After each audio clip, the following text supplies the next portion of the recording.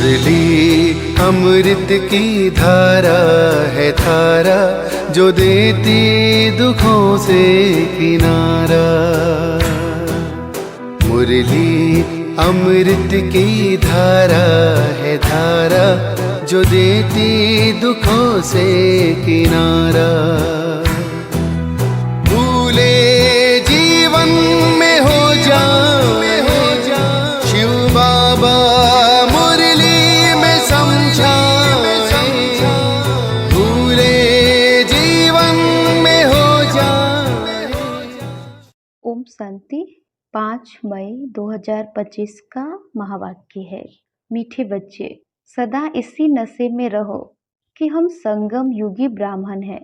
हम जानते हैं जिस बाबा को सब पुकार रहे हैं वह हमारे सम्मुख है।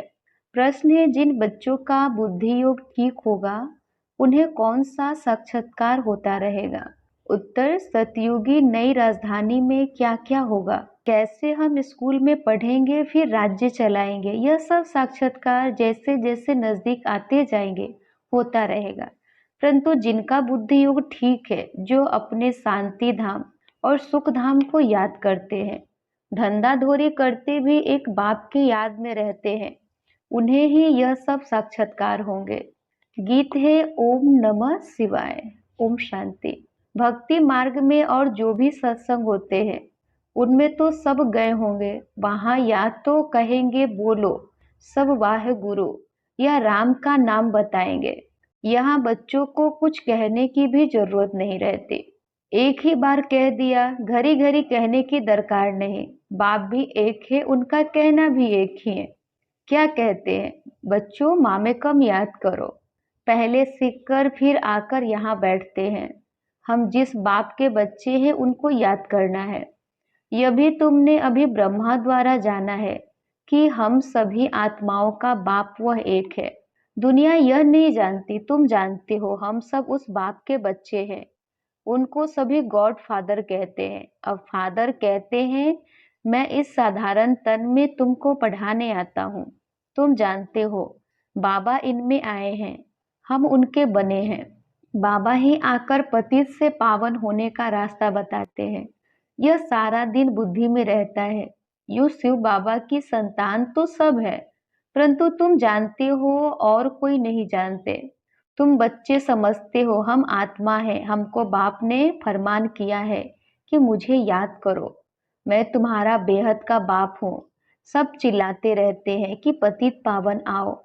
हम पतित बने हैं, यह देह नहीं कहती, आत्मा इस शरीर द्वारा कहती है। 84 जन्म भी आत्मा लेती है ना। यह बुद्धि में रहना चाहिए कि हम एक्टर्स है। बाबा ने हमको अब त्रिकालदर्शी बनाया है, आदि मद अंत का ज्ञान दिया है। बाप को ही सब बुलाते हैं ना। अभी भी वह कहेंगे, कहते रहते हैं कि आओ, और तुम संगम युगी ब्राह्मण कहते हो। बाबा आया हुआ है। इस संगम युग को भी तुम जानते हो, यह पुरुषोत्तम युग गाया जाता है। पुरुषोत्तम युग होता ही है कलयुग के अंत और सतयुग के आदि के बीच में। सतयुग में सत्य पुरुष, कलयुग में झूठे पुरुष रहते हैं। सतयुग में जो होकर गए हैं उन्हों के चित्र है। सबसे पुराने ते पुराना यह चित्र है। इनसे पुराने चित्र कोई होते नहीं। ऐसे तो बहुत मनुष्य फालतू चित्र बैठ बनाते हैं। यह तुम जानते हो कौन कौन होकर गए हैं।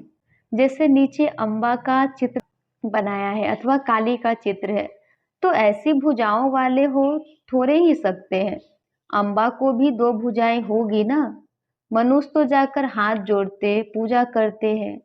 भक्ति मार्ग में अनेक प्रकार के चित्र बनाए हैं। मनुष्य के ऊपर ही भिन्न भिन्न प्रकार की सजावट करते हैं तो रूप बदल जाता है। यह चित्र आदि वास्तव में कोई है नहीं, यह सब है भक्ति मार्ग। यहाँ तो मनुष्य लूले लंगड़े निकल पड़ते हैं। सतयुग में ऐसे नहीं होते। सतयुग को भी तुम जानते हो, आदि सनातन देवी देवता धर्म था। यहाँ तो ड्रेस देखो, हर एक की अपनी अपनी कितनी वैरायटी है। वहां तो यथा राजा रानी तथा प्रजा होते हैं। जितना नजदीक होते जाएंगे तो तुमको अपनी राजधानी की ड्रेस आदि का भी साक्षात्कार होता रहेगा। देखते रहेंगे हम ऐसे स्कूल में पढ़ते हैं, यह करते हैं, देखेंगे भी वह जिनका बुद्धि योग अच्छा है। अपने शांति धाम सुख धाम को याद करते, धंधा धोरी तो करना ही है। भक्ति मार्ग में भी धंधा आदि तो करते हैं ना। ज्ञान कुछ भी नहीं था, यह सब है भक्ति। उसको कहेंगे भक्ति का ज्ञान। वह यह ज्ञान दे न सके कि तुम विश्व के मालिक कैसे बनेंगे। अभी तुम यहाँ पढ़कर भविष्य विश्व के मालिक बनते हो। तुम जानते हो यह पढ़ाई है ही नई दुनिया अमर लोक के लिए। बाकी कोई अमरनाथ, पर शंकर ने पार्वती को अमर कथा नहीं सुनाई है। वह तो शिव शंकर को मिला देते हैं। अभी बाप तुम बच्चों को समझा रहे, यह भी सुनते हैं। बाप बिगड़ सृष्टि के आदि मध्य अंत का राज कौन समझा सकेंगे। यह कोई साधु संत आदि नहीं है। जैसे तुम गृहस्थ व्यवहार में रहते थे वैसे यह भी। ड्रेस आदि सब वही है। जैसे घर में माँ बाप बच्चे होते हैं, फर्क कुछ नहीं है। बाप इस रथ पर सवार हो आते हैं बच्चों के पास। यह भाग्यशाली रथ गाया जाता है। कभी बैल पर सवारी भी दिखाते हैं। मनुष्यों ने उल्टा समझ लिया है। मंदिर में कभी बैल हो सकता है क्या। श्री कृष्ण तो है प्रिंस, वह थोड़े ही बैल पर बैठेंगे। भक्ति मार्ग में मनुष्य बहुत मुझे हुए हैं। मनुष्यों को है भक्ति मार्ग का नशा, तुमको है ज्ञान मार्ग का नशा। तुम कहते हो इस संगम पर बाबा हमको पढ़ा रहे हैं। तुम हो इस दुनिया में, परंतु बुद्धि से जानते हो हम ब्राह्मण संगम युग पर हैं। बाकी सब मनुष्य कलयुग में है। यह अनुभव की बातें हैं। बुद्धि कहती है हम कलयुग से अब निकल आए हैं। बाबा आया हुआ है। यह पुरानी दुनिया ही बदलने वाली है। यह तुम्हारी बुद्धि में है और कोई नहीं जानते। भल एक ही घर में रहने वाले हैं, एक ही परिवार के हैं। उसमें भी बाप कहेगा हम संगम युगी है, बच्चा कहेगा नहीं हम कलयुग में है। वंडर है ना। बच्चे जानते हैं हमारी पढ़ाई पूरी होगी तो विनाश होगा, विनाश होना जरूरी है। तुम्हारे में भी कोई जानते हैं अगर यह समझे दुनिया विनाश होनी है तो नई दुनिया के लिए तैयारी में लग जाए। बैग बैगेस तैयार कर ले, बाकी थोड़ा समय है। बाबा के तो बन जाए। भूखे मरेंगे तो भी पहले बाबा फिर बच्चे। यह तो बाबा का भंडारा है, तुम शिव बाबा के भंडारे से खाते हो। ब्राह्मण भोजन बनाते हैं, इसलिए ब्रह्मा भोजन कहा जाता है। जो पवित्र ब्राह्मण है याद में रहकर बनाते हैं। सिवाय ब्राह्मणों के शिव बाबा की याद में कोई रह नहीं सकते। वो ब्राह्मण थोड़े ही शिव बाबा की याद में रहते हैं। शिव बाबा का भंडारा यह है जहाँ ब्राह्मण भोजन बनाते हैं। ब्राह्मण योग में रहते हैं, पवित्र तो है ही, बाकी है योग की बात। इसमें ही मेहनत लगती है, गपोरा चल ना सके। ऐसे कोई कह न सके कि मैं संपूर्ण योग में हूँ, वह 80% योग में हूँ। कोई भी कह न सके। ज्ञान भी चाहिए। तुम बच्चों में योगी वह है जो अपने दृष्टि से ही किसी को शांत कर दे। यह भी ताकत है। एकदम सन्नाटा हो जाएगा जब तुम अशरीरी बन जाते हो, फिर बाप की याद में रहते हो, तो यही सच्ची याद है। फिर से यह प्रैक्टिस करनी है। जैसे तुम यहाँ याद में बैठते हो, यह प्रैक्टिस कराई जाती है। फिर भी सबको याद में रहते नहीं, कहाँ कहाँ बुद्धि भागती रहती है, तो वह फिर नुकसान कर लेते हैं। यहाँ संदली पर बिठाना उनको चाहिए जो समझे हम ड्रिल टीचर है, बाप की याद में सामने बैठे हैं। बुद्धि योग और कोई तरफ न जाए, सन्नाटा हो जाएगा। तुम अशरीरी बन जाते हो और बाप की ही याद में रहते हो। यह है सच्ची याद। सन्यासी भी शांति में बैठते हैं, वह किसकी याद में रहते। वह कोई रियल याद नहीं। कोई को फायदा नहीं दे सकेंगे, वह सृष्टि को शांत नहीं कर सकते। बाप को जानते ही नहीं, ब्रह्म को ही भगवान समझते रहते हैं। वह तो है नहीं। अभी तुमको सिरमत मिलती है, माँ में कम याद करो। तुम जानती हो हम 84 जन्म लेते, हर जन्म में थोड़ी थोड़ी कला कम होती जाती है। जैसे चंद्रमा की कला कम होती जाती है।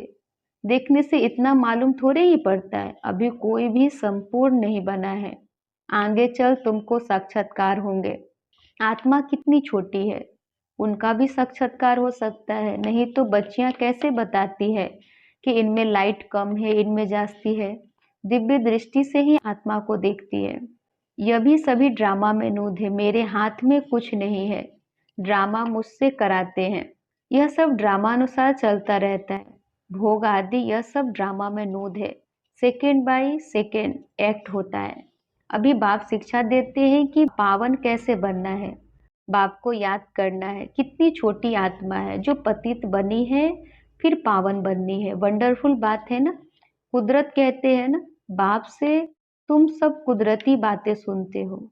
सबसे कुदरती बात है आत्मा और परमात्मा की, जो कोई नहीं जानते हैं। ऋषि मुनि आदि कोई भी नहीं जानते। इतनी छोटी आत्मा ही पत्थर बुद्धि फिर पारस बुद्धि बनती है। बुद्धि में ही चिंतन चलता रहे कि हम आत्मा पत्थर बुद्धि बनी थी, अब फिर बाप को याद कर पारस बुद्धि बन रही है। लौकिक रीति तो बाप भी बड़ा फिर टीचर गुरु भी बड़े मिलते हैं। यह तो एक ही बिंदी बाप भी है, टीचर भी है, गुरु भी है। सारे कल्प देहधारी को याद किया, अब बाप कहते हैं मामेकम याद करो। तुम्हारी बुद्धि को कितना महीन बनाते। विश्व का मालिक बनना कोई कम बात है क्या? यह भी कोई ख्याल नहीं करते कि यह लक्ष्मी नारायण सतयुग के मालिक कैसे बने। तुम भी नंबरवार पुरुषार्थ अनुसार जानते हो। नया कोई इन बातों को समझ न सके। पहले मोटे रूप से समझा, फिर महीनता से समझाया जाता है। बाप है बिंदी, वो फिर इतना बड़ा लिंग रूप बना देते हैं। मनुष्यों के भी बहुत बड़े बड़े चित्र बनाते हैं, परंतु ऐसे है नहीं। मनुष्यों के शरीर तो यही होते हैं। भक्ति मार्ग में क्या क्या बैठ बनाया है, मनुष्य कितना मूंझे हुए हैं। बाप कहते हैं जो पास्ट हो गया वो फिर होगा। अभी तुम बाप की सिरमत पे चलो। इनको भी बाबा ने सिरमत दी, साक्षात्कार कराया ना। तुमको हम बादशाही देता हूँ, अब इस सर्विस में लग जाओ, अपना वर्षा लेने का पुरुषार्थ करो, यह सब छोड़ दो। तो यह भी निमित्त बना। सब तो ऐसे निमित्त नहीं बनते हैं जिनको नशा चढ़ा तो आकर बैठ गए। हमको तो रजाई मिलती है, फिर यह पाई पैसे क्या करेंगे। तो अब बाप बच्चों को पुरुषार्थ कराते हैं। राजधानी स्थापन हो रही है, कहते भी हम लक्ष्मी नारायण से कम नहीं बनेंगे। तो सिरमत पे चलकर दिखाओ, चूचा मत करो। बाबा ने थोड़े ही कहा है बाल बच्चों का क्या हाल होगा। एक्सीडेंट में अचानक कोई मर जाते हैं तो कोई भूखा रहता है क्या? कोई ना कोई मित्र संबंधी आदि देते हैं खाने के लिए। यहाँ देखो बाबा पुराने झोपड़ी में रहते, तुम बच्चे आकर महलों में रहते हो। बाप कहेंगे बच्चे अच्छी रीति रहे, खाए पिए, जो कुछ भी नहीं ले आए उनको भी सब कुछ अच्छी रीति मिलता है। इस बाबा से भी अच्छी रीति रहते हैं। शिव बाबा कहते हैं हम तो हैं ही रमता योगी, कोई का भी कल्याण करने जा सकता हूँ। जो ज्ञानी बच्चे हैं वो कभी साक्षात्कार आदि की बातों में खुश नहीं होंगे, सिवाय योग के और कुछ भी नहीं। इन साक्षात्कार की बातों में खुश नहीं होना है। अच्छा, मीठे मीठे सिकी लदे बच्चों प्रति माता पिता बाप दादा का याद प्यार और गुड मॉर्निंग। रूहानी बाप की रूहानी बच्चों को नमस्ते। हम रूहानी बच्चों की रूहानी माता पिता बाप दादा को याद प्यार गुड मॉर्निंग और नमस्ते नमस्ते नमस्ते। धारणा के लिए मुख्य सार, योग की ऐसी स्थिति बनानी है जो दृष्टि से ही किसी को शांत कर दे, एकदम सन्नाटा हो जाए। इसके लिए अशरीरी बनने का अभ्यास करना है। सेकंड है ज्ञान के सच्चे नशे में रहने के लिए याद रहे कि हम संगम युगी है। अब यह पुरानी दुनिया बदलने वाली है, हम अपने घर जा रहे हैं। श्रीमत पे सदा चलते रहना है, चूचा नहीं करनी है। वरदान, परमात्म मिलन द्वारा रूह रिहान का सही रिस्पॉन्स प्राप्त करने वाले बाप समान बहुरूपी भव। परमात्म मिलन द्वारा रूह रिहान का सही रिस्पॉन्स प्राप्त करने वाले बाप समान बहुरूपी भव। जैसे बाप बहुरूपी है, सेकंड में निराकार से आकारी वस्त्र धारण कर लेते हैं, ऐसे आप भी इस मिट्टी की ड्रेस को छोड़ आकारी फरिश्ता ड्रेस, चमकीली ड्रेस पहन लो, तो सहज मिलन भी होगा और रूह रिहान का क्लियर रिस्पॉन्स समझ में आ जाएगा। क्योंकि यह ड्रेस पुरानी दुनिया की वृत्ति और वाइब्रेशन से, माया के वाटर यह फायर से प्रूफ है, इसमें माया इंटरफेयर नहीं कर सकती है। स्लोगन है दृढ़ता असंभव से भी संभव करा देती है। दृढ़ता असंभव से भी संभव करा देती है। अव्यक्ति सारे रूहानी रॉयल्टी और प्योरिटी की पर्सनालिटी धारण करो। ब्रह्मा कुमार का अर्थ ही है सदा प्योरिटी की पर्सनालिटी और रॉयल्टी में रहना। यही प्योरिटी की पर्सनालिटी विश्व की आत्माओं को अपनी तरफ आकर्षित करेगी और यही प्योरिटी की रॉयल्टी धर्मराजपुरी में रॉयल्टी देने से छुड़ाएगी। इसी रॉयल्टी के अनुसार भविष्य रॉयल फैमिली में आ सकेंगे। जैसे शरीर की पर्सनालिटी देह भान में लाती है, ऐसे प्योरिटी की पर्सनालिटी देही अभिमानी बनाए बाप के समीप लाती है। अच्छा, ओम शांति।